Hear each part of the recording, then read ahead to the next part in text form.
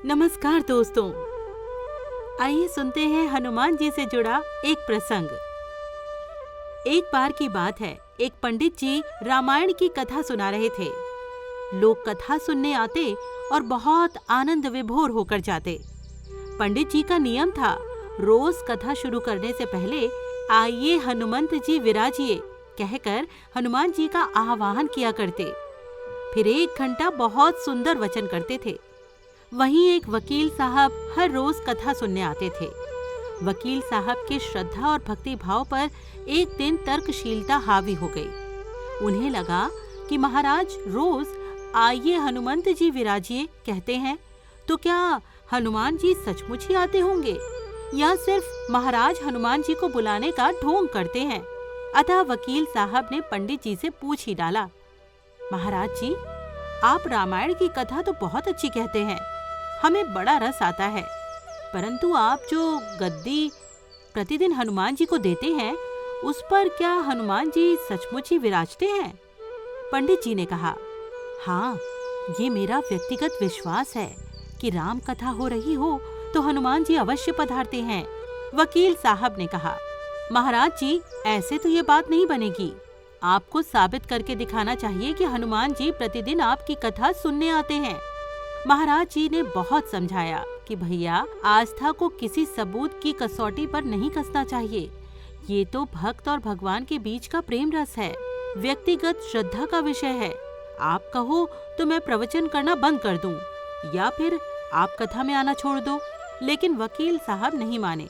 वो कहते ही रहे कि आप कई दिनों से दावा करते आ रहे हैं, ये बात और स्थानों पर भी कहते ही होंगे। इसीलिए महाराज जी, आपको तो अब ये साबित करना ही होगा कि हनुमान जी आपकी कथा सुनने आते हैं या नहीं। इस तरह दोनों के बीच वाद विवाद होता ही रहा। पंडित जी महाराज और वकील साहब के बीच मौखिक संघर्ष बढ़ता गया। हार कर पंडित जी महाराज ने कहा, हनुमान जी हैं या नहीं उसका प्रमाण कल दिलाऊंगा। कल कथा शुरू होने से पहले इस बात को प्रमाणित करूंगा। जिस गद्दी पर मैं हनुमान जी को विराजित होने को कहता हूँ, आप उस गद्दी को आज अपने घर ले जाना। कल अपने साथ उस गद्दी को लेकर आना और फिर मैं कल गद्दी यहाँ रखूंगा। मैं कथा से पहले हनुमान जी को बुलाऊंगा। फिर आप गद्दी ऊंची उठाना। यदि आपने गद्दी ऊंची कर दी तो समझना कि हनुमान जी नहीं है। वकील इस कसौटी के लिए झट से तैयार हो गया।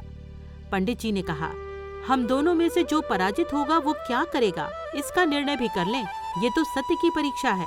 वकील ने कहा, मैं गद्दी ऊंचा ना कर सका तो वकालत छोड़कर आपसे दीक्षा ले लूंगा, पर आप पराजित हुए तो क्या करोगे? पंडित जी ने कहा, मैं कथा वचन छोड़कर आपके ऑफिस का चपरासी बन जाऊंगा। अगले दिन कथा पंडाल में भारी भीड़ हुई। जो लोग रोजाना कथा सुनने नहीं आते थे, वो भी भक्ति, प्रेम और विश्वास की परीक्षा देखने को आए। पंडाल भर गया।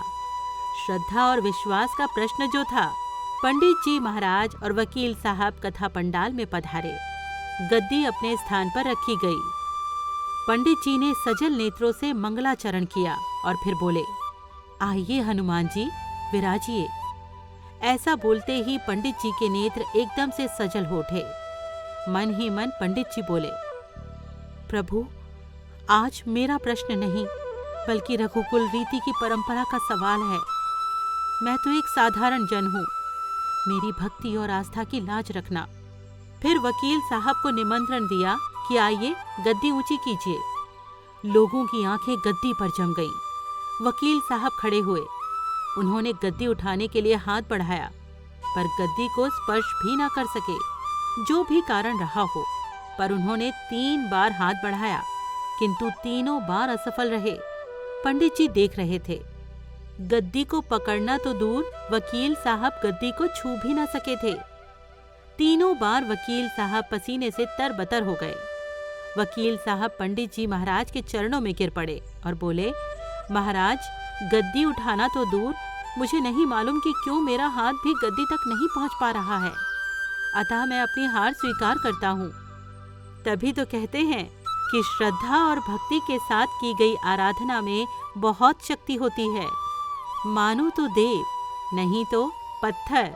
प्रभु की मूर्ति तो पाषाण की ही होती है, लेकिन भक्त के भाव से उसमें प्राण प्रतिष्ठा होती है और तब पाषाण में प्रभु विराजते हैं, सत्य है प्रभु कृपा के सागर हैं। तो दोस्तों, कैसी लगी आपको ये कहानी, जरूर बताएं। नमस्कार।